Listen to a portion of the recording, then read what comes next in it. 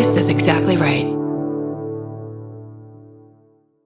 Capture your favorite summer feeling with Pandora Jewelry. Discover a collection inspired by the sunshine, freedom, and moments that make the season unforgettable. From sun-kissed metals to personalized pieces ready to be engraved with your summer mantra. Each design moves with you from beach days to golden nights and every memory in between. Shop Pandora Jewelry's new summer collection in-store or online at pandora.net and let your summer unfold. Goodbye. The Hulu original series Furious is coming to Hulu and Hulu on Disney Plus on July 27th. Starring Emmy Rossum as Alice Black, Furious follows a rookie FBI agent on the hunt for Catherine, played by Lola Pettigrew, a mysterious and calculating female serial killer. While Alice upholds justice, Catherine kills for it, terrorizing the rich and powerful men of New York in her pursuit of vengeance. With secrets that change everything, Alice discovers there's a thin line between hunter and prey. Watch the Hulu original series Furious on July 27th. Streaming on Hulu and Hulu on Disney Plus for bundle subscribers. Terms apply. Goodbye.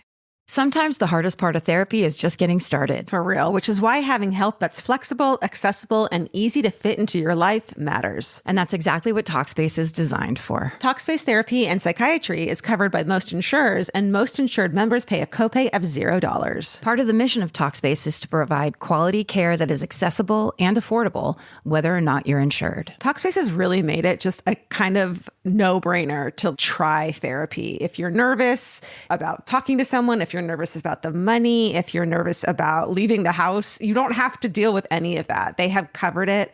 And for me, like, that is best way to get into therapy. Take all the what ifs out. You know you got to do it. You know you do. As a listener of this podcast, you'll get $80 off of your first month with Talkspace when you go to Talkspace.com/MFM and enter promo code SPACE80. That's SPACE80. To match with a licensed therapist today, go to Talkspace.com/MFM and enter promo code SPACE80. Goodbye.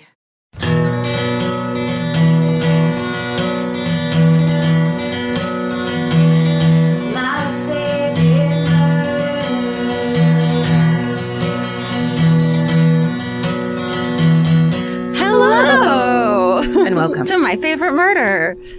It's a podcast. Where'd Karen go? Did you hear that? Was it a verb? Did you hear it? You did. Leave it. Did you hit your teeth on the microphone? No, I did a weird inhale / suck in some kind of a... It's not like there's snot in. There was a sucking noise. Saliva sound. I keep stuff up there. Saline solutions tucked up from the sea. Cotton balls. You never know when you need... Nail polish remover and an emery board just shoved up into my navel cavity. Jesus, that's Georgia Hardstark. That's definitely Karen Kilgariff. And we are having a hell of a time here in Southern California. Here in Southern California. We can blame it on the Santa Ana winds that came today. That's right. There were crazy winds last night. And it makes everything a little spooky. And a little 1 hour and 15 minutes late. Oh, guys, I just pulled one. No, everything is good. We're here. We have our sparkling waters. And our coffee. Stephen is to our right and left, which is great for us. Yeah. Stephen is all around Stephen kind of, he's an omnipresent. Right, left, all around. You keep dipping out this episode. Something's happening with what I like to call my instrument. I'm like the instrument. I'm like a trumpet that a 7th grade boy plays where there's so much spit in the mouth. Oh, the smell. Did you not do your podcasting warm-ups? I didn't do my podcast neti pot. I didn't rinse all orifices. Ew. My fault. Yeah, you got to do them podcast warm-ups that everyone knows so well. Me. Well, me. Me is actually the perfect podcast warm-up. Yeah. I think, because I feel. Me.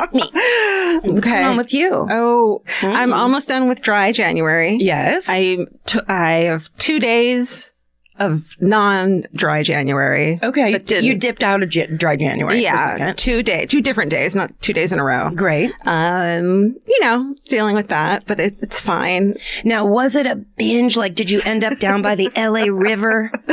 No, unfortunately, nothing's on. I had 2 glasses of wine with you last night at the Tam O'Shanter. That was pretty great. And your dad. We partied. And Jim was there.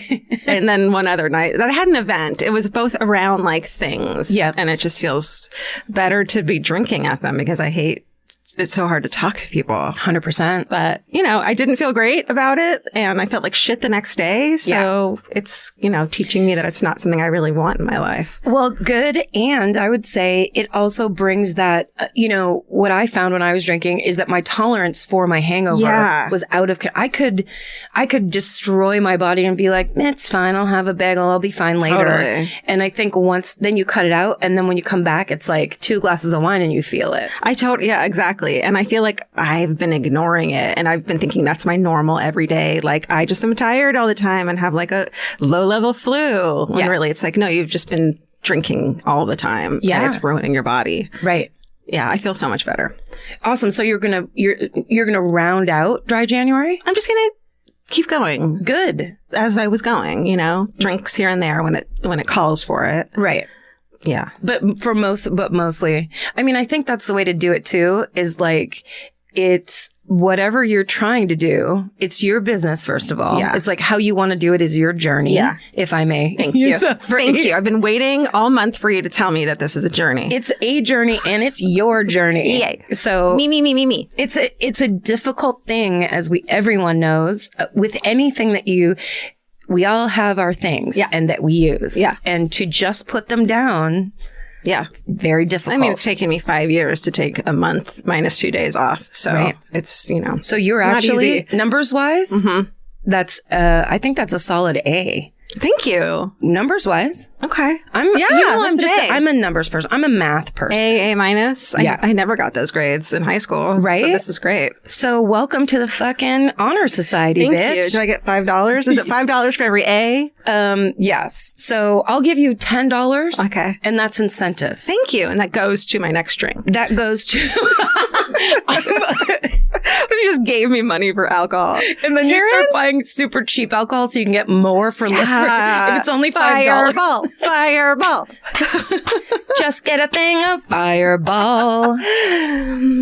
Okay, moving on to the news portion. I have some news about it's a Stay Sexy event.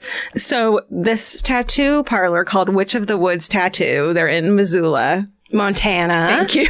That's where Chris Fairbanks is from. Oh, right. It's the only reason I know. So they're doing a tattooing event where there's going to be a bunch of My Favorite Murder flash tattoo by a bunch of different tattoo artists. Does flash tattoo mean they do it as fast as they can? No, it means you're like, I want you to pick off the wall. That's great. Flash art. It's not like this is my mother's signature type of shit. No. I think that's right. I'm not a tattoo artist anymore, so I wouldn't know. But please come back to the fold. So Witch of the Woods Tattoo on February 5th is doing a tattooing, nails, tarot card event, and the money that they make is going to go to Make Your Move, Missoula, and Make Your Move is a nonprofit that does stuff like consent education and sexual violence prevention. So nice. I think that's really awesome. Beautiful. Love it. That's very cool. Thanks, you guys. Thanks. It's Witch of the Woods is the name of the tattoo parlor. That's right. And you can find them on Instagram. I feel excited to be associated with any business called the Witch of the Woods. Yeah, that's right. Absolutely down. One of us. I'm also a witch in the woods. That's right. Use your hashtag MFM tattoo, everyone, because that's how we see your tattoos. Oh, and then we can see the results of the event. Yeah, we can post them. That's very cool. Well, the thing I was going to mention is we talked last week about how fascinating snow is. Yeah. All that. We got so made fun of for people in the Midwest and other snowy areas. There was somebody that wrote in, I can't find it right now, but somebody just wrote, I've never even seen an ice pick. Yeah. What are you talking about? I live in the snow and I've never even looked at an ice pick before. It's so funny. And then apparently in Newfoundland, or St. John's, there was a blizzard where I saw this sped up footage that was from a Nest Cam, and you just watch the snow go all the way up to the overhang roof of this porch. It looked like they had 10 feet of snow. It was crazy. And so apparently this blizzard, people were snowboarding and skiing in the street. And it turned into fun times because no one could do anything. Yeah. We got a lot of pictures sent about that. Thanks, guys. It was really nice. Educate us about snow because we need to. Dumb Southern California girls. I'm kind of heartbroken that they killed off Mr. Peanut. That's sad, but that's my personal. I've told you About that the murder story, right? you're doing this week? I'm covering everyone's saying that the advertising company did it like for a promotion. It was a murder. Oh. And I'm here to tell you about it. Tell me. Okay, so this person with a peanut allergy. No, sorry. In crossover news. Yeah. Oh, yeah. We are going to be on Murder Squad next week. Yeah, Monday. February 3rd. Yeah. Talking about. What did we talk about? The staircase. That's right. God, that was good. That was really fun. Paul Holes talks a lot in it, and he's great. The thing about Paul Holes is he knows what he's talking about, and being around that is really nice. Yeah. It's really, that was not passive aggression toward you. But. No. Oh, fuck you. Yes, it was. Now I think it was. No. But at one point he says a thing that I think is like an Easter egg worth listening to, so you can just hear it for yourself. I don't want to spoiler it. Yeah. That it has the ability to reignite the Hot for Holes movement because he is the real deal. He is. It was really cool just to be able to be like, speculation.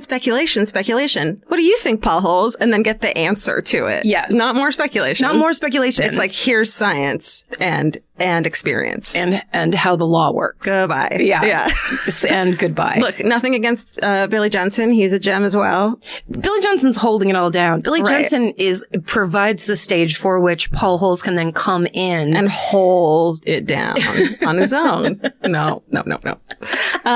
Yeah, it was really fun. It was great. A good episode. You should check it out. Murder Squad. Murder Squad. They know what they're doing over there. That's the tagline. Murder Squad. They know what they're doing. They know what they're doing over there on Mondays. Gestures randomly.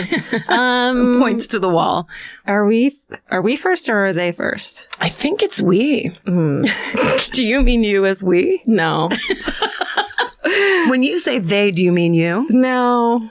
I think it's you this week. Is it me? Okay, Steven says yes, it's me this week. That goes so it first. Is we. It is. So it is they. It's the royal eye. Are we okay? Is there a gas leak in this office? Is the question. Guys, it's been quite a day. It sure has.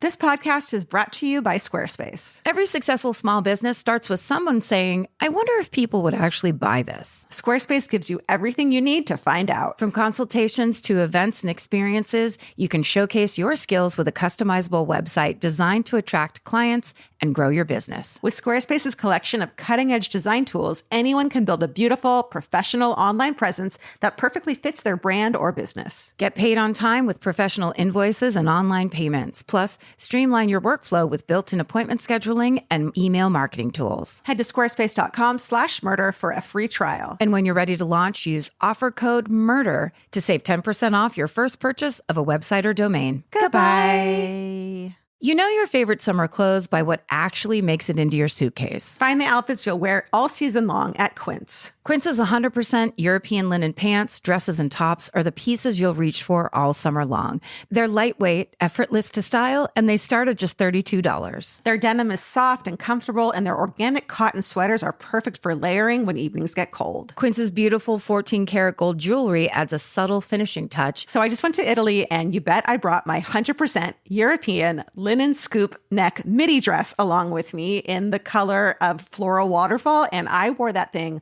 all over Italy. It was like the perfect day to night. It just looked so pretty, and I felt like I looked sophisticated while still being comfortable. Make your summer wardrobe feel easier. Head to quince.com/MFM for free shipping and 365-day returns. Go to QUINCE.com/MFM for free shipping and 365-day returns. Quince.com/MFM. Goodbye. Every piece of furniture you own has a story. Sometimes it's an heirloom, and sometimes it came with the house because it was too heavy to move. If you're ready to start a new chapter with your home decor, there's Article. Article makes it effortless to create a stylish, long-lasting home at an unbeatable price. They take great care in curating their collection, focusing on pieces that stand the test of time. We've talked about Article for a long time.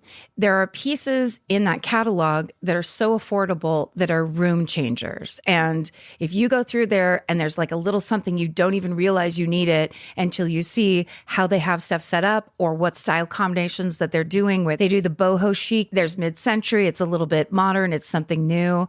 Like, there's so many choices in there, and it's not going to break the bank. As someone who's interested in tons of different styles and time periods, Article covers them all in one place. I love that. I know I've mentioned already how much I love my entryway table, but I swear to God, because the path that it's on, I pass it 4 times a day, and I love it more every time. Article is offering our listeners $50 off your first purchase of $100 or more. To claim, visit article.com/murder, and the discount will be automatically applied at checkout. That's article.com/murder for $50 off your first purchase of $100 or more. Goodbye. Tell me a story, Georgia. Let me tell you a story. Let me tell you 2 stories. Okay. I mean, I guess I have the time. It's short, but I mean, it's 2 stories of wrongful conviction. Nice. Okay? Yes. And high time. And about fucking time. Yeah. This first one is the story of the Fairbanks 4. Ooh, Alaska? Uh-huh. No, Chris Fairbanks. Chris Fairbanks.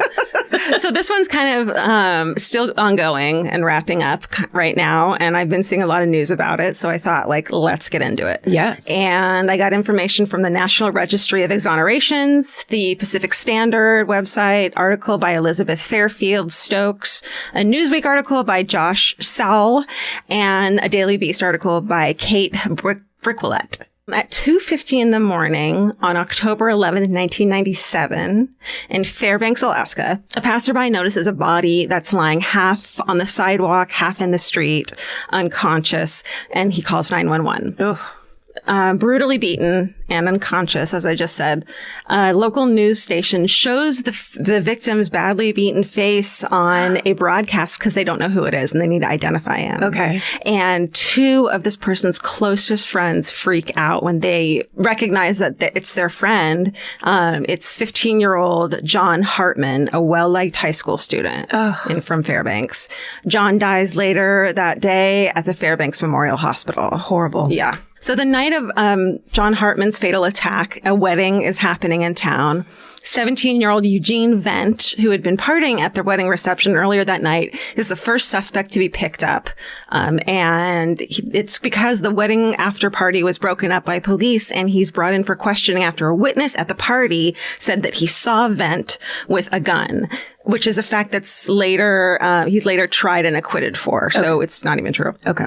When he's brought in for questioning, Vent's blood alcohol level is 0.158%, which is twice Alaska's legal limit. Yeah. And he waives his right to speak to an attorney or his mother. Because he's drunk. Because he's drunk. How drunk is that? So what's our legal limit here? 0.08. So how many drinks is that about? Do you know?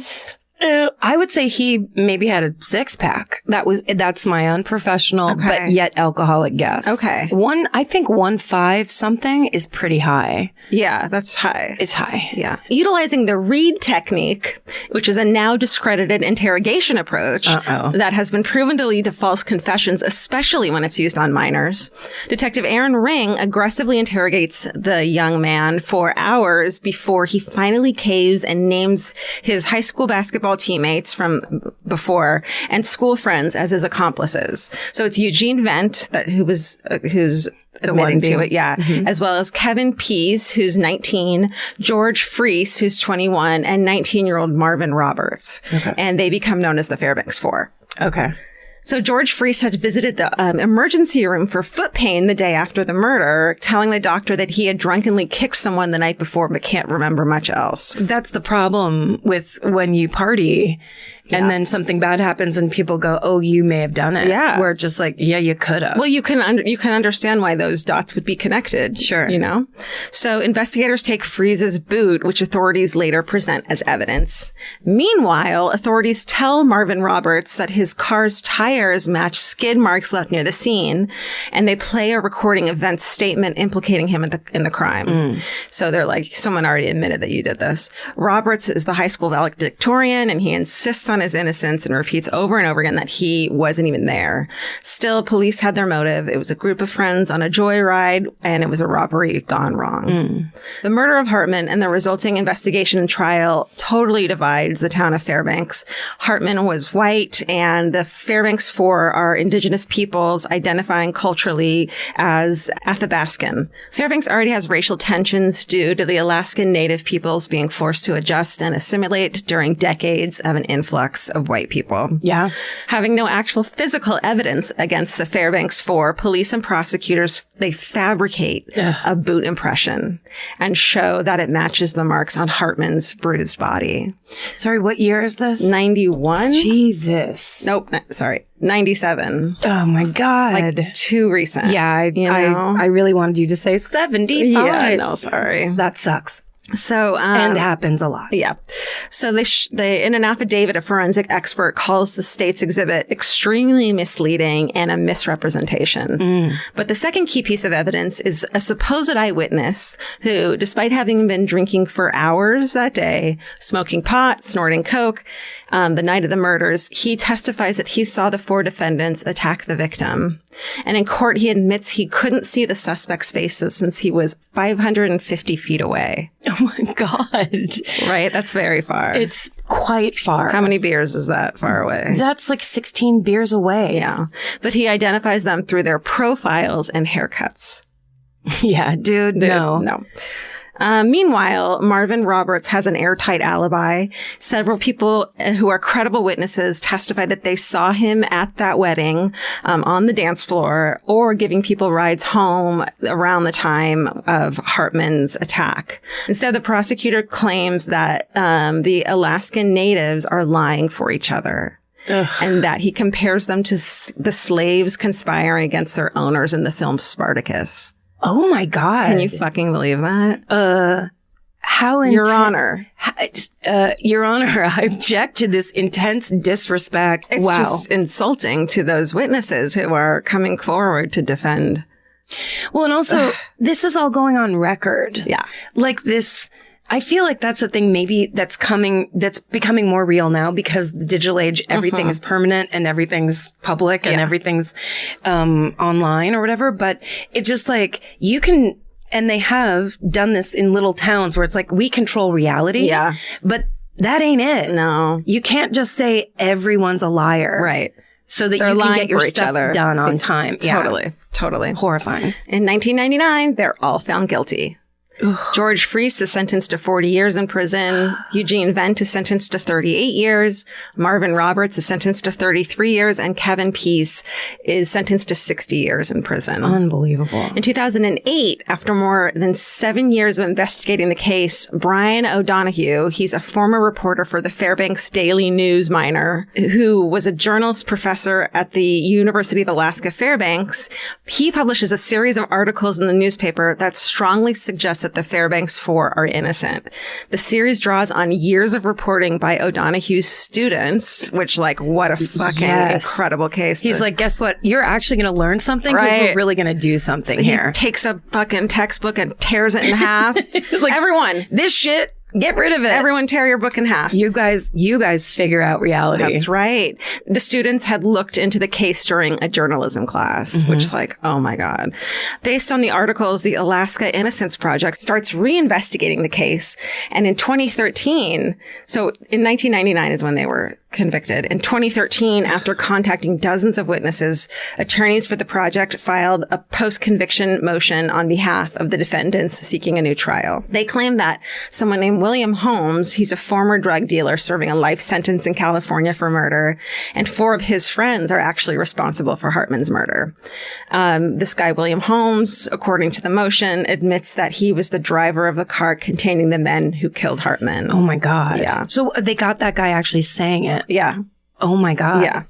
So state authorities said they remained confident that Pease, Vent, Roberts, and Freese were guilty, but agreed to reinvestigate the case based on the new evidence. Oh, thank you. Wow. So on December 18th, 2015, the prosecution reaches an agreement with the attorneys for the defendants under which they have to. So here's what's fucking crazy. They're like, okay, we admit that this doesn't look good for us. The only way they can get out of prison is if they sign something that says they waive any claims to compensation, meaning they can't sue in the future. They all have to sign it. One of them is already out on parole, and if he doesn't sign it, none of them get out. So he's like, this is I'm dirty. fucked. Yeah. So they all sign this thing saying, yes, we promise we won't sue you, which just shows you how much the city knows that they fucked up. Right. They know this thing's coming, so they're just trying to protect themselves. It's like admitting that. So they all sign this claim, and all the convictions are vacated and the charges are dismissed. So Freese, Vent, and Peace are then released. Roberts had already been released on parole. And in 2018, of course, all four men file a federal lawsuit challenging the agreement to waive compensation so they can rightfully sue for wrongful conviction. Beautiful. That lawsuit is dismissed on October 22nd, 2018. The one that when they're like, we want to trying to get rid of that, and it gets fucking dismissed. But wait. And here's what's going on right now. Okay. The Ninth Circuit U.S. Court of Appeals reinstates the lawsuit in January of 2020, this fucking month. Yes. So that's why I've been reading so much about it. Okay. So they're like, sorry, dude, you can totally fucking... Yes. You can take it to court to potentially sue for that. Right. So, after 18 years behind bars, Kevin Pease says that at least their case has opened a lot of eyes to violations, civil, criminal, police misconduct, and that hopefully this story will help prevent a future exoneree or future wrongfully convicted person from having to take the deal that they took. Yes. Which is a fucking dirty deal. Right. While the four Fairbanks men are now free, the pursuit of justice for John Hartman has totally fallen by the wayside. John's father has died. His siblings have tried to move on with their lives, and the state can't really pursue it because as far as they're concerned, they had the right people all along. Which is kind of, there's so many shitty and horrifying elements to wrongful convictions in that way. Yeah. But that part is especially evil because what they're saying is we don't have to actually find the killer. Right. Because we've pinned it on these people and shut up because we're done. Right. And we still think it's them. So if we're not going to, with any meaningful, way, investigate this all over again because we don't think it's anyone else. So of course you're not going to pay attention to the details. But we don't think that because we've decided not to think it, not because of what the evidence is telling us. That's what I hate. Yeah. Okay. Here's another one. Okay. Right. So basically we're waiting to see if they are hopefully going to get compensated for being wrongfully convicted. And we also want to see the people who actually killed John Hartman get justice served. Yeah. So that's against them. Yeah. That's what I mean. Yeah. No, that makes sense. Wow. That's a huge kind of it's, cause mostly we hear about, missing and murdered Indigenous women. Right. And what a humongous and totally barely looked into issue that is. Right. But this that it's just marginalized people. Yeah. This happens to them all the time. Yeah. Here's another story of that. This is the Dixmoor 5. So we had 4, and now we have 5. I got info from the National Registry for Exonerations, a Chicago Tribune article by Steve Mills and Todd Leidy, and the Chicago Sun-Times. Dixmoor, Illinois. Okay. It's a suburb about 30 minutes outside of Chicago, and it's completely shaken when on November 19th, 1991, a 14-year-old girl named Katrisa Matthews vanishes from a bus stop while on her way home from her grandmother's house. And she's just this young middle school girl. Katrisa is missing for 20 days when her body is found on December 8th, 1991 in a field running along the I-57 in Dixmoor. She had been raped and she had been killed by a single gunshot from a .24 caliber gun into her mouth. Ugh. It's awful. Ugh. State and local police had no significant leads in the case until 10 months later when someone tells police that he had seen Katrisa getting into a car with some local boys. So Jonathan Barr, Robert Taylor, and Robert Lee Veal, they're all 14 at the time. Shane Sharp and Jason Harden were 16. So some 14-year-olds and 16-year-olds are brought in. Yeah. On October 29th, 1992, police bring in 14-year-old Robert Lee Veal for questioning. After more than 5 hours of interrogation without his parents or counsel, Veal signs a handwritten statement implicating himself, Harden, Taylor, Sharp, and Barr in the rape and murder. So it's very much parallel to the Fairbanks. It's these fucking confessions, these false confessions that I feel like people are finally realizing are very easy to coerce, especially out of minors. after a long period of time. Yeah. It's the pattern is the same. Right, exactly. So later that same day, Robert Taylor also signs a statement, also outside the presence of his parents or counsel, implicating himself and all 4 others in the crime. So it's not just one, it's 2 so far.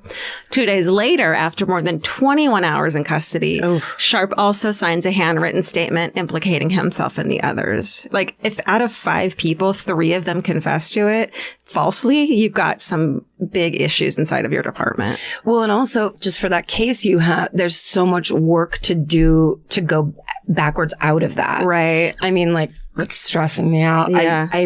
A wrongful conviction, man, it is so upsetting. It's so stressful. I think it's everyone's fear. Totally. I mean, it really is when no one is with you, when no one is advising you, there's no one to help you. Yeah. And then the authorities that are there are hell bent on. They have their beliefs and they are not going to rest. And they are, they're smart people who've been doing this for a long time. And something's telling them that it's you. They're not going to accept any other answer. In June 1994, while the 5 awaited trial, the state police crime lab tests the DNA from semen recovered from the scene. They find that the profile identifies 0 of the 5 teens, but actually comes from a lone male. Okay. A totally different lone male. Mm-hmm. The police and Cook County State's Attorney Office are like, let's not worry about that right now, and proceed with the prosecution based on the 3 confessions, even though the confessions contradicted each other regarding facts about the case. So they don't even have to fucking line up. Yeah. Yeah. No one has their story straight, which is a problem. Right. So Veal and Sharp plead guilty to first-degree murder and receive 20-year sentences with parole available after 7 years because they pled guilty. Mm-hmm. In exchange, and they do that in exchange for agreeing to testify against Hardin, Taylor, and Barr.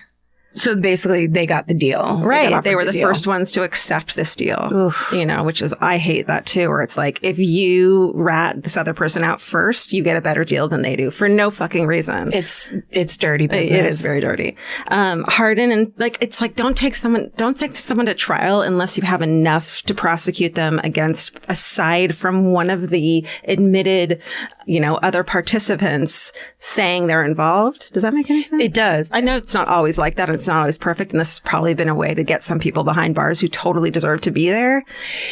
But you can't cheat. You can't cheat if you're the cops. You can't cheat if you're the authority. You can't do it that way. And that's the way the ideal version of the justice system was set up, is that it's innocent until proven guilty. Yeah. And that's the upsetting thing to me, is it feels like, being a fan of true crime and reading these stories, there's so many stories we hear where there's psycho white serial killers.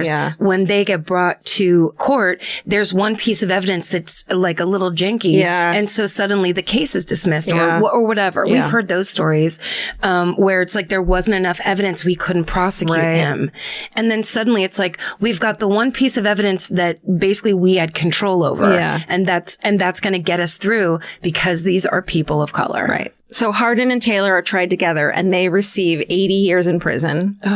Barr is tried separately. He's convicted and sentenced to 85 years in prison. All of their appeals are denied, including a post-conviction request for additional DNA testing. In August 2009, Hardin, Taylor, and Barr's pro bono attorneys, Tara Thompson of the University of Chicago Exoneration Project, and the Center on Wrongful Convictions of Youth, and a Chicago attorney, Jennifer Blagg, together with a New York-based Innocence Project, renewed the effort to obtain new DNA testing. Innocence Project! Hey. Cook County Circuit Court Judge Michelle Simmons ordered the testing. She's like, great, let's get some more DNA testing. But for more than a year, the Dixmoor police claimed that they were unable to locate the evidence. They're like, we can't find it. We don't know where it is. So they claim they can't find the evidence, and then Judge Simmons orders them to allow the defendant's attorney to inspect the department's evidence storage areas. They're like, amazing. Then here we fucking come. And they're like, oh, abracadabra. The police are like, we found the evidence. What a coincidence. So now these law enforcement people that were involved in this kind of cover-up-y feels are getting muscled the way they muscled the children that they had in custody. One of my most One of the most infuriating things to me is when evidence gets lost, whether or not it's like purposeful, like this seems to be allegedly, or when there's like a fire that destroys a bunch. I mean, it drives me fucking crazy. Right, because it's so much work to collect it. Yeah. It's so much work. And there's answers there. It matters. It matters so much. Yeah. So in March 2011, the new testing fails again to link any of the teens to the crime. And instead, after the DNA profiles run through CODIS, it matches a sex offender named Willie Randolph. Wow. Who at the time of the crime, he's a 33-year-old sex offender. He lived in the victim's neighborhood and was on parole after serving a 20-year sentence for armed robbery. Jesus. I feel like when there's a sex crime, they look into the sex offenders in the area first, right? That's kind of a thing. Not if you can pull in 5 teenagers that have probably no money or like juice to get defended. Totally. On November 3rd, 2011, the state's attorney's office dismissed all charges against the defendants after they served, it was like 10 to 19 years each. They had already all served in prison, respectively, for a crime they hadn't committed. In 2014, the Illinois State Police agrees to pay $40 million. Holy shit. The largest group settlement in the state at the time, to the Dixmoor Five. Yeah. Peter Newfield, the attorney representing one of the wrongfully convicted men, said, quote, "What you have here in Cook County is an epidemic of false confessions of juveniles, primarily people of color." Mm-hmm. So in August 2016, more than 5 years after the DNA tests were completed, which is insane. Very frustrating. Randolph is finally charged with murder, kidnapping, and the predatory sexual assault of Katrisa Matthews. Cook County State's attorney, this is insane, Anita Alvarez. So she had been forced to, under public pressure to lift the convictions initially and to create a conviction integrity unit to save face, suggested that it was possible that someone had raped the victim after the exonerated boys had killed her to account for the DNA. Let it fucking go. Can't let it go. That this fucking sexual predator stumbled along after the Dixmoor Five had killed her. And he was also a necrophiliac. Yeah. That was her excuse. They all did it. Come on, guys. Yeah, she would not let it go. But she did offer, quote, sincere apologies to the men and their families. She says that the system did not protect them and victimize them in a way that can never possibly be repaired. No shit. But she argued that reforms have been implemented, quote, to ensure that no person is wrongfully convicted. Let's hope. Let's hope. Also, there's a chance, let's just try to be fair, sometimes, that she was told to say that. That basically you need to simultaneously defend law enforcement while still giving... Right. Or for legal reasons, too. Yeah, or for whatever. Or just kind of like you have to throw something out there that justifies the fact that we did our best to destroy children's lives. Totally. At Randolph's trial, Katrisa's mother, Teresa Matthews, this poor fucking woman, she's went through all of their trials and in the Dixmoor Five and now has to go through another trial. No. Yeah, and sit through this entire thing. Teresa Matthews, she sat up front saying, quote, "I want to see his face. I thank God it's happening because I just want justice for my child. She had dreams. She wanted to be somebody in life." And that is the story of the Dixmoor Five and the murder of Katrisa Matthews. Wow. I know. Teresa must be an incredibly strong person. Absolutely. Because also she has to be there to witness what's happening to these boys. Right. So she already has the complete life destroying heartbreak of losing her daughter. Mm-hmm. And then because of that loss, these boys have this loss. And she thinks for years that they did it. They're behind bars and then suddenly has to get this, I'm sure, life-altering news that it's possible the wrong people are there when she probably believed firmly in her heart that they had done it and having to come terms with that. And all the trust. Jesus. Yeah. Wow. Yeah. Amazing. Thank you. I'm so glad to know about both of those stories. Isn't that crazy? I've been reading about it. I mean, it's just bananas. Yeah. There are some questions humanity may never be able to answer, like, what's the meaning of life? Or even worse, what do I make for dinner? Luckily, Hungry Root has one of those covered. Hungry Root is like having your own personal shopper and nutritionist all wrapped in one. They'll take care of the weekly grocery shopping and recommend groceries and meals tailored to you. Imagine a world where shopping, planning, and cooking food is simple and stress-free. That's a reality with Hungry Root. Once you tell them about your goals and preferences, they fill your cart with personalized recommendations. And those recommendations get smarter as Hungry Root learns more about what you did or didn't like. Most of Hungry Root's recipes can be made in just 15 minutes or less. I complain about dinner and cooking and that kind of stuff constantly. And Hungry Root provides exactly the thing I'm complaining about's solution. Like, they make a zesty chicken avocado sweet potato bowl that is exactly what I want at the end of the day, but would never, ever take the time to make. And with Hungry Root, it's just right there. It's waiting for you. For a limited time, get 40% off your first order, plus get a free item in every box for life. Go to hungryroot.com/MFM and use code MFM. That's hungryroot.com/MFM, code MFM, to get 40% off your first box and a free item of your choice for life. Goodbye. If you're always on the lookout for a great audiobook or just want help figuring out what to listen to next, there's a podcast you should know about. It's called Earsay, the Audible and iHeart Audio Book Club, hosted by Cal Penn. Each episode takes a closer look at some of the most talked about new audiobooks on Audible, spanning a wide range of genres from sci-fi and literary fiction to rom-coms, thrillers, and comedy. Cal is joined by guests who dig into what these stories are about, what makes them stand out as audiobooks, and why they're connecting with listeners right now. If you're looking for your next listen, this is a great place to start. Listen to Earsay, the Audible and iHeart Audiobook Club on the iHeartRadio app, Apple Podcasts, or wherever you get your podcasts. Goodbye. The best time to think about home security is before you need it. That's exactly why they're Simply Safe. Traditional home security only alerts you after a break-in has already happened, and that's too late. Simply Safe is changing that. Simply Safe's U.S.-based live agents identify threats on your property and help deter them so intruders never get to your house. The system is customizable so you can build one that fits your home and your specific needs. The 24/7 professional monitoring is effective and affordable and won't lock you into a long-term contract. I think that's what's so scary for so many people is that long-term contract. And like, what if it turns out you don't like it or need it, but they don't have that because they know you'll like it and you'll know that you need it and feel so much safer when you have it. Like, at this point in my life, I would never go without a security system on my house. I just feel safer with actually having Simply Safe around. There's a whole staff at Simply Safe that's waiting to talk to you and help you out. Right now, you can get 50% off your new system by visiting simplysafe.com/MFM. That's half off at simplysafe.com/MFM. There's no safe like Simply Safe. Goodbye. It's interesting that you did basically a topical. Mm-hmm. Because mine's topical too. Is it? Yes, it is. And that's why I had Jay call and ask you what yours was, because I was afraid it would overlap. Wait, does this have to do with lions? Okay, lions? Nothing. Never mind. No. You mean the live action Lion King that came out last year? Yes. I'm basically doing a live reading of the script, and I'm singing all the songs. Okay. No, I'm going to cover the very recently re-emerging case of the Pillowcase Rapist of Southern Florida. Ooh. Have you heard anything about this? Yeah. Oh, this is a good one. DNA. It's all DNA, baby. And it was suggested by Vanessa.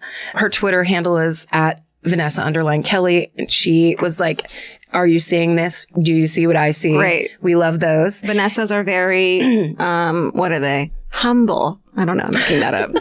They're humble and they're usually Scorpios. Yeah. So thanks, Vanessa. What's cool about this also kind of like parallel, the majority of the information in what I'm about to read you, but also in everything I looked up, the source was always came back to this Miami Herald reporter of the time in the 80s named Edna Buchanan. Cool. She was the crime beat reporter for the Miami Herald in the 80s, and she got on this case and was all about it. And she eventually won a Pulitzer for her reporting for the crime beat at the Miami Herald. It's not enough Ednas anymore. Not enough Ednas. And also, because I was thinking, I had her in my mind like she was from the 40s. Yeah. I'm like, but it's the 80s. Well, the 80s had the 40s comeback thing. I guess it did. You know, so shoulder pads and stuff. Edna, she did like that grandma drag that I love so much in the 80s, where you just get like an old vintage house dress and some big clompy shoes. Hi, it's me. Yeah. Hi. This is my style. I'm Edna. I'm your grandma. So anyway, Edna, kick-ass reporter, essentially, I was trying to make this go chronologically, but every quote I had and every piece of information was like, it would all come back to the same article. Okay. So the majority of this is Edna Buchanan's reporting. Okay. Edna Buchanan's reporting. But there's also information from the New York Times, Washington Post, AP News, and CNN, because it is what we might call breaking news story. Reanimated. Very recently. Yes, that's right. Okay. So sometime in 1978, maybe 1979, it's still vague, but a woman named Jill Trent, who's in her mid-20s, she lives in a duplex in West Palm, Florida, and she wakes up one night, there's an intruder in her apartment, and he wraps her head in a pillowcase. He threatens her with a sharp object that she can't see. He very calmly and quietly tells her to shut up, which I find very disturbing. Totally. He rapes her, and then he leaves. And she, of course, reports the crime to the police. They start an investigation, but of course, she can't tell them what he looked like. Right. And he barely spoke, and he was very fastidious about not leaving any trace behind. Wow. So they had nothing. And meanwhile, every time Jill goes back home to her apartment, she relives it. Yeah. And of course, it's just so much trauma. So she decides to move in with her sister for a while. God bless sisters. And eventually she starts to get back on her feet.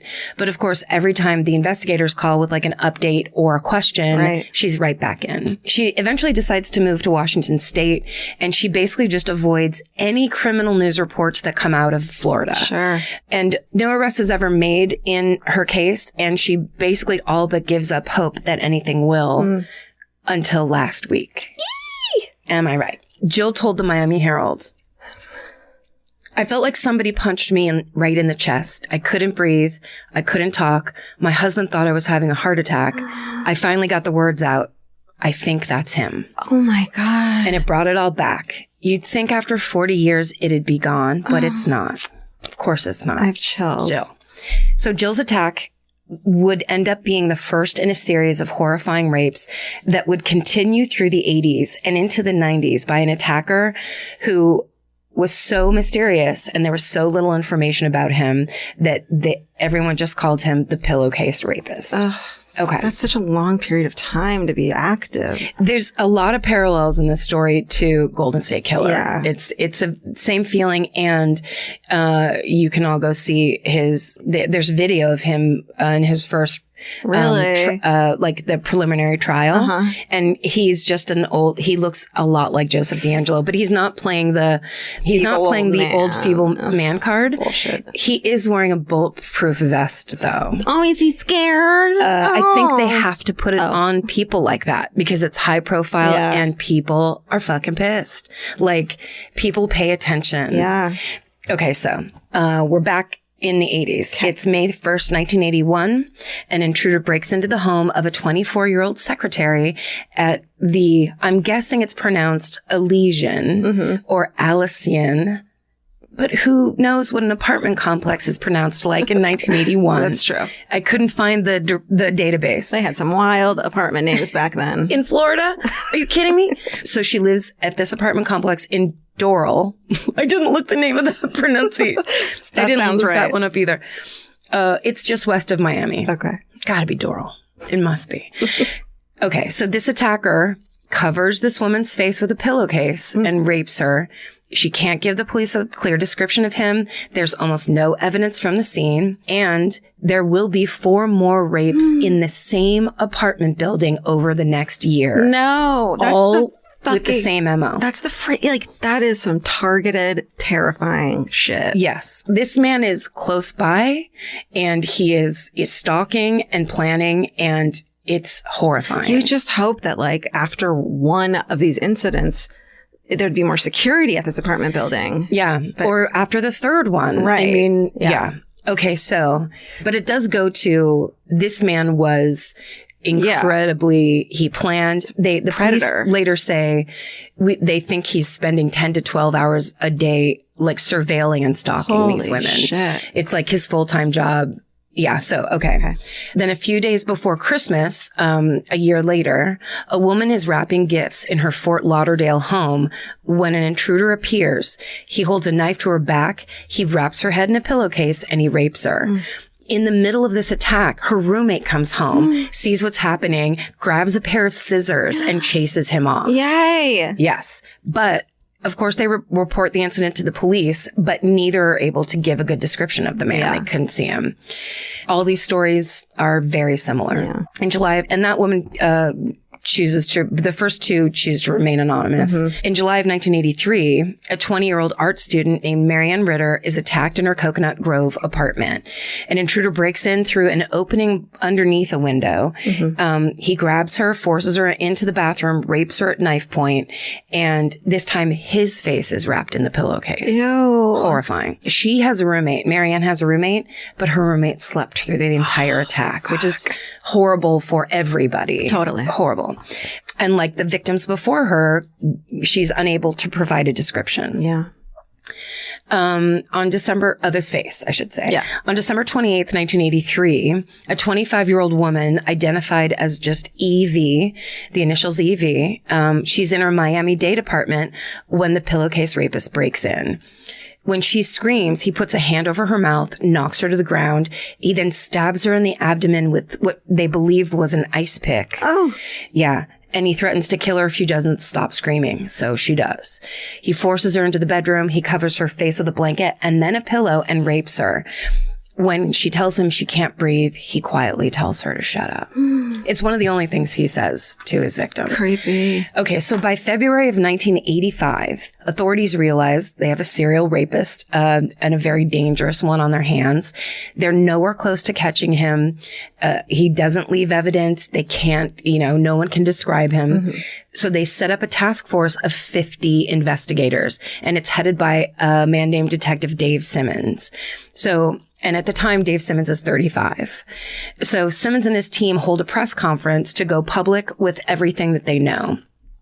And basically they say this intruder, this rapist is targeting young professional women in their 20s or 30s who usually are single. Most of them have lived alone and in condos, townhouses, and apartments. He stalks them beforehand as the behavior reflects of him knowing about them and that they will be alone if they do have roommates. Right. And he finds their way in usually through an unlocked door or window, usually ties them, covers either their face, his face, or both with a pillowcase or a piece of material, and then threatens them with a sharp object. So scary to know that's going on in your town. It's so violent. It's so horrifying. Okay, so now Miami Herald reporter Edna Buchanan, she covers this hunt for the rapist with what is referred to as a quote, a particular tenacity. Yeah, girl. She's good at what she does. And then she's like, I'm assuming she's like, this is what I'm in this for. Yeah. So she writes an article covering this press conference that the police hold on February 24th, 1985 about this case. Because basically the police were basically said, we have to go to the public and ask for their help because this just keeps happening. We can't let it continue this way. So they hold a very comprehensive press conference. And so I'm going to read you the article that Edna wrote basically from attending that press conference. Okay. It's police ask for help in finding pillowcase rapist. After nearly 4 years of investigation, Metro-Dade police went public Saturday with their most frustrating case, the pillowcase rapist. Since 1981, the pillowcase rapist, a young, athletic, white American, has stalked career women in upper middle class apartment complexes from South Miami to Deerfield Beach. He's raped at least 39 women. Holy fucking shit. So by the time police go public, because clearly they're just pressed, this is how many women have been raped, at least, but probably more. Yeah. Edna wrote that. The latest one was Tuesday, yet police can find no one who has seen his face after 39 incidences. It's methodical. It's methodical. It is. It's psychotic. Yeah. Police can find no one who's seen his face. It's always covered, often with a towel, a hood, or even his own T-shirt. He's not invisible, Detective Sergeant Christine Eckrell said, but he might as well be. Among his victims are school teachers, nurses, airline attendants, an artist, a model, an engineer, a health spa instructor, insurance executive, publicist, and student. They all range from age 17 to 43. All are slender and attractive. Only one lives in a single-family house. All others live in apartments, townhouses, or condos. On several occasions, the rapist has returned to the home of the victim weeks later. Almost always, he enters the victim's apartment through an unlocked sliding glass door or open window. As many as 100 detectives at a time have been assigned to the case. The investigation has cost taxpayers hundreds of thousands of dollars and police thousands of hours. The crimes has sparked, and this is an indication of the year that we're in, an index card list of nearly 300 suspects, all of whom, this is pre-computers, all of whom have been eliminated as possibilities. So they had to investigate, interview, and then dismiss 300 suspects. Wow. None of that is in the article. Elaborate surveillance in which police moved victims out of their apartments, replacing them with policewomen who physically resemble the rapist targets. Wow. Hundreds of strategy sessions among law enforcement agencies in Dade, Broward, and Palm Beach counties. Civic, condo, and crime watch meetings with warnings to thousands of tenants in large apartment complexes. Half a dozen civil lawsuits by outraged victims suing their landlords for lack of security. The use of state and FBI resources to no avail. Police have established certain physical facts about the rapist. His shoe size is 10.5. His blood type is common. It's O, but has rare and identifiable subgrouping characteristic found only in 1% of the population. Secretor. He's a secretor. And also, that's like, this is the pre-DNA thing where they're like, oh, wait, we found a subgroup. Like, that's all they had. That's all you got. Sexually, he frequently is unable to maintain an erection. He is probably somewhere between his mid-20s and early 30s, white American with no accent. He is 5'8" to 11 inches tall, about 170 pounds, with a slim, muscular build and fair skin. He often is well tanned. His hair is dirty blonde or medium brown. He's clean and neat and wears jeans, a t-shirt, and sneakers. His hands are not rough or calloused. I feel as though I know him, Metro Sergeant David Simmons, chief investigator in the case, says. He is the cleverest rapist I've ever investigated and definitely the most prolific in Dade County history. Wow. Police have revisited the 39 victims they know about, and they have encouraged them to move. Yeah. Quote, we're telling them there's a possibility he'll be back, Simmons says. 5 weeks after one rape, he returned to the victim's apartment. She was not there. He masturbated on her lingerie. Laboratory tests established the identification, as have tests for the 38 other victims. Oh my God. When the same victim took a hot shower one day 3 weeks later, the steam made visible an obscene message the rapist had scrawled with his fingertip on her bathroom mirror. Oh, nightmare. On Edgewater Drive in Coral Gables, he raped a woman in a fashionable high-rise apartment. He returned 4 weeks later and raped her neighbor one door away. What the fuck? A newly hired security guard saw the second victim park her car and walk into the building. From a distance, he saw the rapist follow her, walking about 50 feet behind. The man looked ordinary. Oh, like he saw his face. He saw his face, but from 50 feet. Oh. The first reported rape occurred May 1st, 1981, and at the Elysian Lakes Apartments. And this is clearly before they knew about the real first one. Right. At 4920 Northwest 79th Avenue. So was the second, the third, the fourth, and the fifth. The next summer, the crimes began to occur in Coconut Grove, then Broward County, and then back to Dade. There have also been cases in North Miami, Miami Lakes, Fontainebleau Park, Davie, Tarmac, Plantation, Pompano Beach, Deerfield Beach, and Oakland Park. The most recent took place last Tuesday, February 19th at a South Miami apartment complex near Southwest 75th Street and 59th Avenue. The victim stepped across the hall to visit briefly with a woman neighbor. She did not lock her door.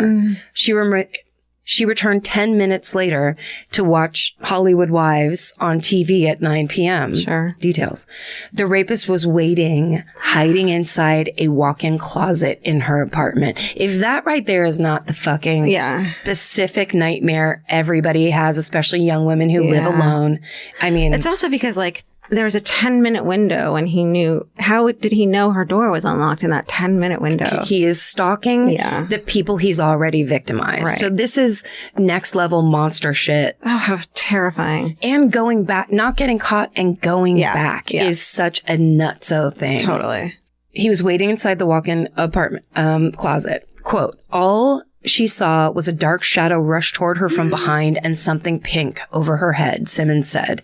He'd covered her face with a blush-colored towel. Police describe his general pattern. A few years ago, he would awaken his victim before dawn by placing a pillow over her face. Now he arrives earlier in the evening, assaulting women who are still awake. Oh, God. Quote, he's taking more chances, Simmons says. He's becoming bolder, of course, as we know. That's how it always goes. He carries an ice pick or a knife and cuts telephone cords. Oh, God. Once he left the victim's telephone in her refrigerator. He often presses his knife to the throats or bodies of the victim, sometimes inflicting minor wounds. Sometimes he slashes off undergarments. He says little to his victims and warns them constantly, speaking softly in low tones to shut up. Sometimes he moves the victim from room to room and spins her around to disorient her. Not only is he careful to hide his own face, he always covers the victim's faces with pillowcases, pillows, blankets, bed linens, or other items. He constantly warns victims not to look at him. Simmons has a theory about that. Quote, I have a feeling that maybe something about his face is unusual, a scar, a physical deformity of some kind, something highly distinctive. Okay, so sorry to read you an entire article, but as I was trying to write this, I started realizing once I read this article that all the other articles I was reading and trying to make this chronological, it was all just Edna's article. Right. So I was like, let's just read Edna's article and get it all said. Because she nailed it. I mean, it's so comprehensive. And then can you imagine being a woman in the 80s in the Miami area and picking up your newspaper in the morning and reading what I just read? No, that's horrifying. And I mean, there's so many women. You must know someone who, know someone who knows someone who was a victim. Right. Yeah, it's crazy. Okay, so after this press conference, after these, obviously the articles start getting written, people start finding out about it, thousands of tips start pouring in. Okay. So many, in fact, that in May of the same year, IBM donates computer equipment to help the investigators cross-reference thousands of clues. Good on you, IBM. So this is like, I think I said 1985. Which is like... The computer is humongous. They were like, we're donating it, but you have to come down to our facility to use it. You need an extra room. Yeah. Okay, so in January of 1986, the Pillowcase rapist changes his MO. And I think it's probably because the coverage and the story getting out. Right, so specific too. Yeah. And clearly he's smart and paying attention to everything. So he usually targets younger women, but this time he breaks into the home of a 69-year-old woman and makes her his next victim. Not only that, but the usually meticulous criminal also fails to clean up properly, and police recover a semen sample from the crime scene. An analysis of the semen sample shows that the attacker's blood type is unique, the type O with a subgrouping found in just 1% of the population, which is not enough to identify him outright, but it's something that they will have. Yeah. See, that was just a little piece of Edna's article that got repurposed into the rest of the story. Totally. Okay, so then on February 11th, 1986, a 36-year-old woman encounters the intruder in her home. He's got a pillowcase over his head as he attacks her. It reminds me of that fucking movie, The Strangers. Yeah, totally. It's a pillowcase on the head. Maybe. I don't know what that is. How do you even see, though, if you have a pillowcase on your head? I know he must have got on. It's horrible. But this time, again, he's less careful. So it's escalating and he's getting out of control. Yeah. So, and this woman, this 36-year-old woman is genius because she tells him and insists to him that she's blind as a bat, that she can't see anything without her glasses that are sitting on her bedside table.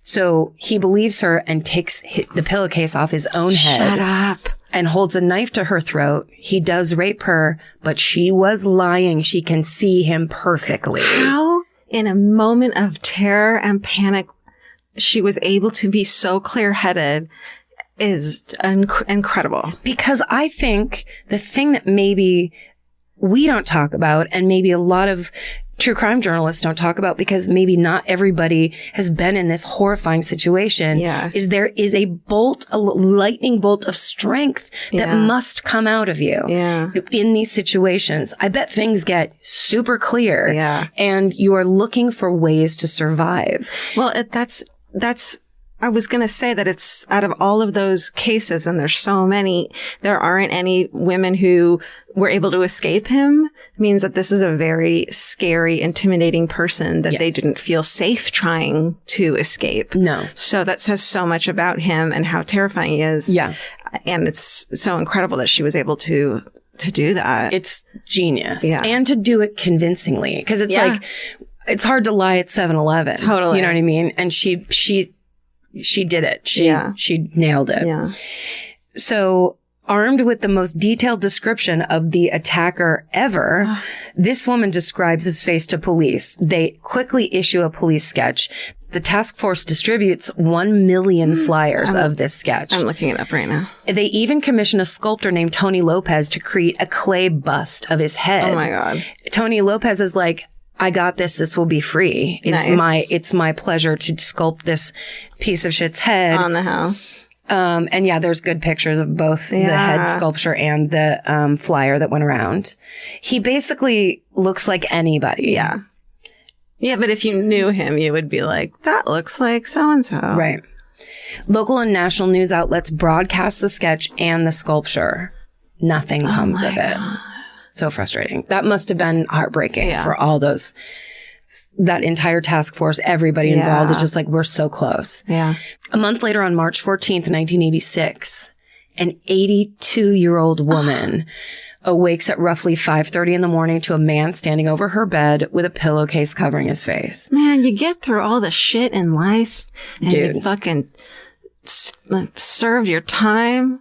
It's to wake up at 82 to that. It's all the worst, but this is kind of depravity, victim depravity stuff that is just like, it's off the charts. His eyes are showing in this situation. After the attack, this is fucking rad. She tears the metal dish towel rack off the kitchen wall and chases him out through the back door of her house. She is fucking pissed in that very same way of, I didn't fucking live 82 years for this bullshit. Oh my God. She is the 45th and final recorded victim in this rape crime spree. Wow. He makes off with her wedding band, but leaves a bizarre set of clues behind. A pair of women's red bikini-style underwear, a pair of little girls' ruffled red nylon panties. What? Disgusting. A cream-colored woman's sleeveless undershirt, navy blue leather purse with 2 crumpled department store bags inside of it, and an unidentified item of men's clothing. He leaves all of that behind. He brought that all with him? Yes. And leaves it behind when he barely ever left anything. So she chased him out. She chased him out. He didn't have time to get his creepy trinkets. It's weird bullshit. But the police actually consult a Miami psychologist, a man named William R. Samek. He theorizes that he left them behind because he's, quote, setting himself up to be caught. Oh. So it might be that he's like, can't do it anymore. Subconsciously, like, yeah. Yeah. So after the February 1986 rape of the 45th reported victim who ripped the fucking paper towel shit off the wall and was like, I will kill you. The attacks suddenly stop. On April 3rd, 1987, the task force is officially disbanded and this shocking serial rape case goes cold. Until... Oh my God. 32 years later, September 2019, the police respond to a domestic disturbance call where a woman has reported that her boyfriend, 29-year-old Robert J. Kohler, threatened her, broke her flower pots outside of her home, and tried to break into her house through a window. He's arrested. He's charged with attempted burglary, criminal mischief, and domestic violence. And he's 29. He's 29, yeah. Okay. Because the charges brought against him are felonies, police are required to take a DNA sample and enter it into CODIS. Prosecutors end up dismissing the case. But a little over 2 weeks ago, on January 13th, 2020, holy shit, that DNA sample of Robert Kohler's reveals a familial match to a cold case, the rape of Evie from December 28th, 1983. Oh my God. So, investigators, there's a cold case squad, I will call them, but I don't know how many people are on it. But there are cold case investigators that immediately get it, pick it up, start looking into it. They learned that Kohler's 60-year-old father, Robert Kohler Sr., is a registered sex offender who pled guilty to rape charges in Palm Beach County in 1991. So it turns out, so I looked it up. Palm Beach County is just about 2 hours away from Miami. So it's far enough away that they didn't pick it up on their it wasn't on their register. Exactly. Okay. That the police there weren't as familiar as like Miami metro area or Miami-Dade. I don't know. I don't want to act like I know. Okay. Turns out Robert Kohler Sr. was arrested for breaking into a woman's home in the middle of the night, covering up her face, and raping her. No. Convicts were not required to give DNA samples in the 90s like they are today. Robert Kohler Sr. walked away from that rape charge with probation. And with no DNA left behind. No. Probation. Apparently, none of the investigators in Palm Beach County in the 90s recognized the Pillowcase rapist MO. Right. Now, I will say this. When I Googled the Pillowcase rapist, more than one came up. Okay. So we do have to remember that this is a thing that happens horrifyingly a lot. Yeah. So we can't be like, what? Why didn't they memorize that? When it's like, I bet you they had their own version. And there was no like database where you could be like, put in the MO and you can just type in like, uses a pillowcase, covers the, like, hopefully today there are stuff like that. Yes, totally. Gotta hope. And a lot of times when we talk about cases like this, they're like from the 80s where it's like, it's the detective that, what was that one? Was it, the man in the window? Where I can't remember which detective, one of the early Golden State Killer original detectives, one of them just walked around and asked people, hey, do you have would basically make conversation with other detectives. Right. Just to see what they had to compare, just to kind of keep the conversation going about it. I mean, it takes a lot of extra work, I think, and stuff like this. Anyway, not to be overly defensive. Do it. Sometimes we must. Sometimes. The way I wrote this was, apparently none of these investigators in Palm Beach County recognized the MO or made the connection to the Pillowcase Rapist series, but this cold case team sure did. So they place Robert Kohler Sr. under surveillance. Investigators follow him to a grocery store, managed to pull his DNA off the shopping cart he used and a door handle he pulled. It's amazing these days, like, that out of just fingerprints you can get DNA. Yes. Incredible. Yeah, just the touch DNA. I love when a guy who smokes a cigarette flicks the butt and they like walk up 3 minutes later and with some tweezers. Oh, yeah. When police run those DNA samples, they get a preliminary match to the 1983 rape of the victim identified as EV. They now have enough solid evidence for an arrest warrant. So on Saturday, January 18th. What's that, 11 days ago? What day is it? 10 days? Yeah, 11 days ago. Police arrive at Robert Kohler Sr.'s home in Palm Bay, Florida, and arrest him. They also secure a search warrant to look through his house. Oh my God. They find several safes that contain jewelry and trinkets that police believe are souvenirs from the rape series in the 80s. Yeah, they are. But more disturbing than that, they find an excavated area underneath Kohler's house, which they have reason to suspect was being built as a dungeon for future victims. Shut up. Holy shit. It's like, you can say it took too long, it's too late, but then in this case, it's just fucking in time. Right. So now police are able to take better DNA sample because Kohler is in custody. Yeah. And so they take that sample and they enter it into CODIS and results come back linking him to 24 more unsolved rape cases from the 80s. Holy shit. So, Thursday, January 23rd, he appeared in court for his initial hearing. He's only been charged with the first rape he was tied to with DNA evidence, which is the one of EV's that occurred on December 28th. But more charges could be added as this evidence is being gathered because this literally is like breaking right now. Yeah. And in fairness, we need to say that Robert Kohler told the judge at this hearing that he is not guilty, but it's not his official plea because it wasn't that trial. Okay. It wasn't the time. And so, His official plea has not yet been entered. Okay. He was denied bond. Good. Yeah. And Detective Dave Simmons, who is now retired, has kept in touch with some of the victims since his days on the task force. The Miami Herald, of course, interviewed him to ask how he felt when he heard the news of this DNA match and the arrest. And he said, quote, "I felt absolutely thrilled for the victims that we could finally tell them the man was caught, that the cold case squad continued working after I retired." Gets me. The case has haunted me over the years, and a lot of them gave up hope. Of course, they went and talked to Edna Buchanan about it. She was elated to hear there was an arrest, and she wondered if it would prompt more victims to come forward. Quote, I just wish it was years and years earlier. Back then, so many women would not report a rape because of the way they were treated. Yeah. So, that's a very important part of this because they don't know how many victims the Pillowcase rapist had. Yeah. And they're just basically starting to dig into the size and breadth of this case. Crazy. And so, there's a woman named Shara Kazovitz, I think. There's a couple Z's in there. It's a very intimidating last name. But she's a licensed clinical social worker at Jackson Memorial Hospital's Roxy Bolton Rape Treatment Center. And she told the Miami Herald, quote, "One of the ways people avoid is not reading the news or social media." Like Jill that I talked about at the very beginning. Yeah. And that can bring back a lot of feelings, and a lot of people don't get help until years later. They avoid it, and then something will trigger them and all the feelings come back.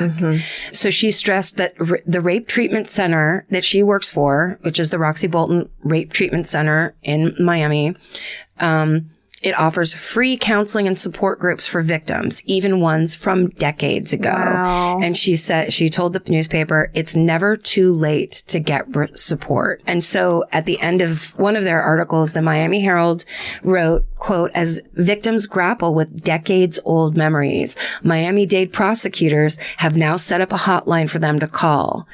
What's this, an 8? I just love that they're...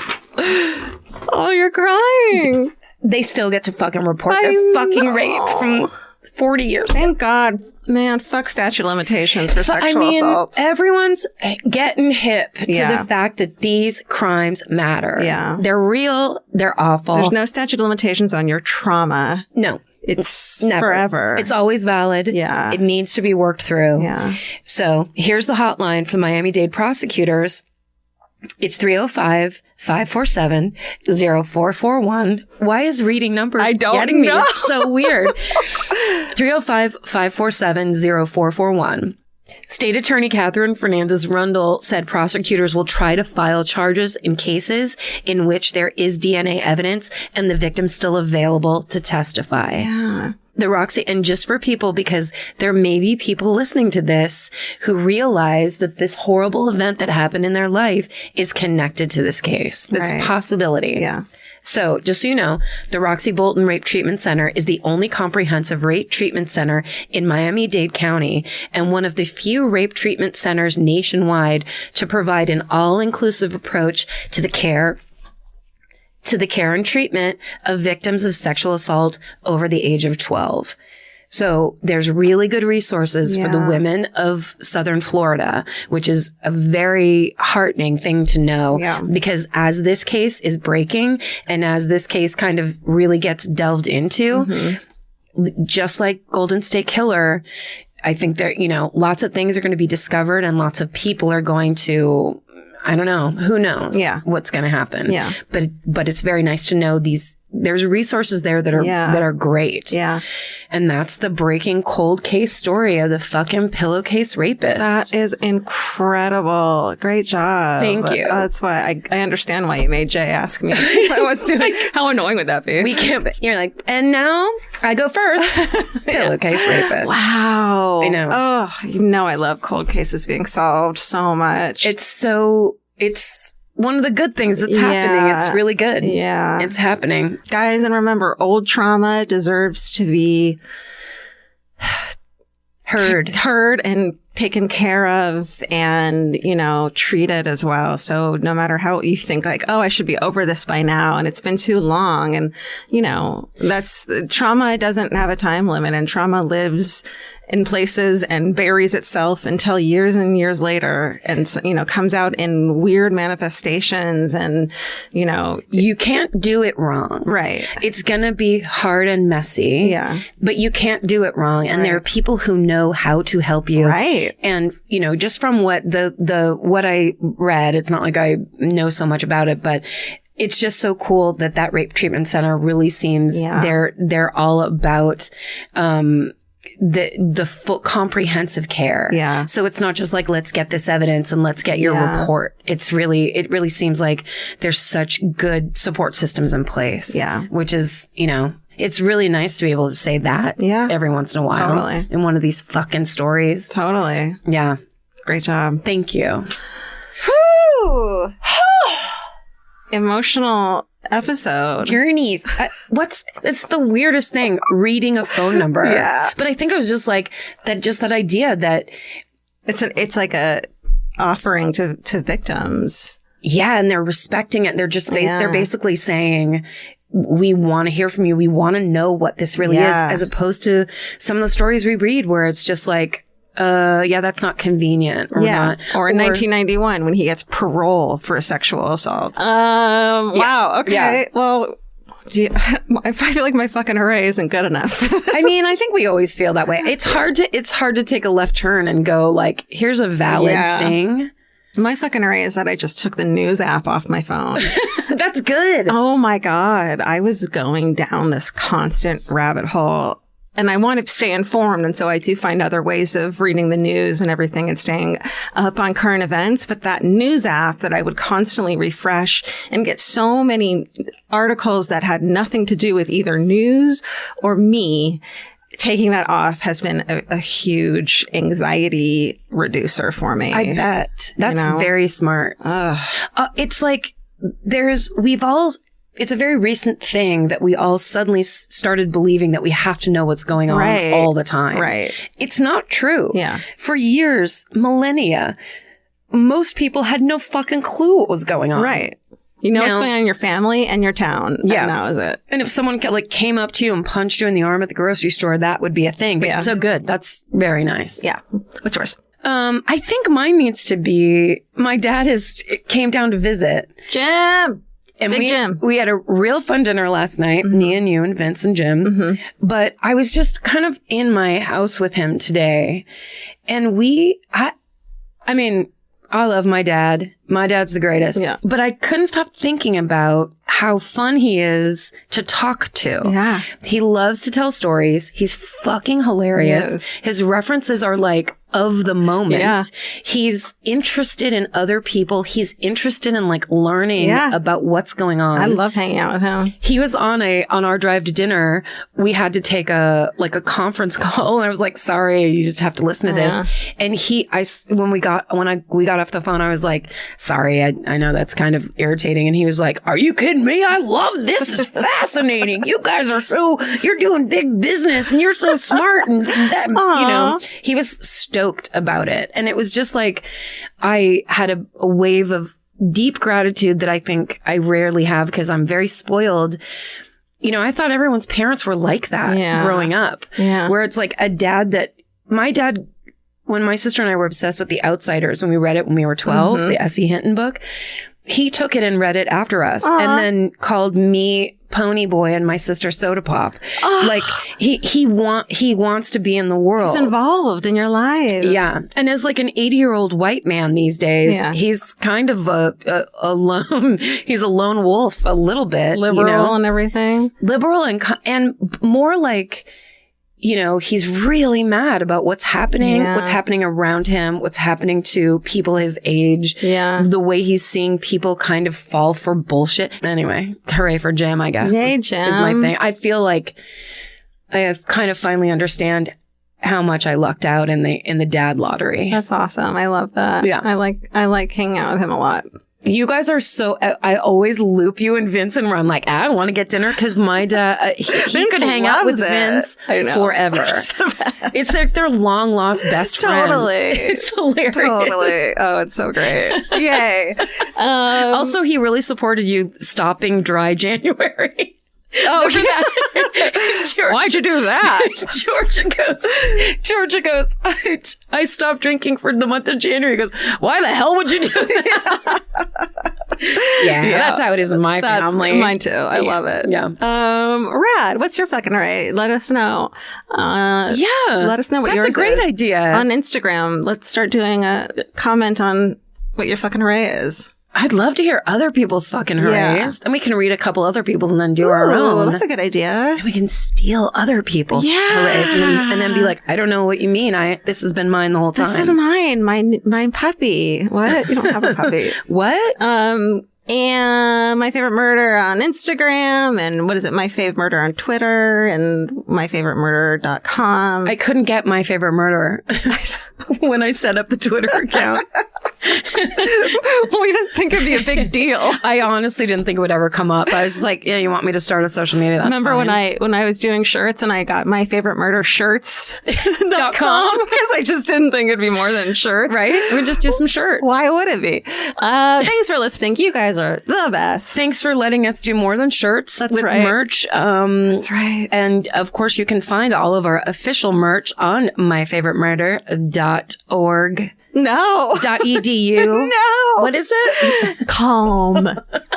.calm. And stay sexy. And don't get murdered. Goodbye. Elvis, do you want a cookie? If audiobooks are your thing, or if you've been meaning to listen to more of them, you should check out a podcast called Earsay, the Audible and iHeart Audiobook Club, hosted by Cal Penn. Each episode spotlights standout audiobooks on Audible across all kinds of genres: sci-fi, comedy, romance, thrillers, and more, with Cal talking to guests who help break down what makes each story worth listening to. It's a fun, easy way to discover your next great audiobook. Check out Earsay on the iHeartRadio app, Apple Podcasts, or wherever you get your podcasts. Goodbye. The best time to think about home security is before you need it. That's exactly why they're Simply Safe. Traditional home security only alerts you after a break-in has already happened, and that's too late. Simply Safe is changing that. Simply Safe's U.S.-based live agents identify threats on your property and help deter them so intruders never get to your house. The system is customizable so you can build one that fits your home and your specific needs. The 24/7 professional monitoring is effective and affordable and won't lock you into a long-term contract. I think that's what's so scary for so many people is that long-term contract. And like, what if it turns out you don't like it or need it, but they don't have that because they know you'll like it and you'll know that you need it and feel so much safer when you have it. Like at this point in my life, I would never go without a security system on my house. I just feel safer with actually having Simply Safe around. There's a whole staff at Simply Safe that's waiting to talk to you and help you out. Right now, you can get 50% off your new system by visiting simplysafe.com/MFM. That's half off at simplysafe.com/MFM. There's no safe like Simply Safe. Goodbye. Vacation planning should feel like a breeze, not a deep dive into countless travel sites searching for the best deal. With Cheap Caribbean's Budget Beach Finder, you can search every destination and every date all in one search. You'll save time and money with the Budget Beach Finder. Say goodbye to endless scrolling and tab hopping and hello to Budget Beach Bliss at your fingertips. Go to cheapcaribbean.com to try out the Budget Beach Finder and see just how stress-free vacation planning should be. Goodbye.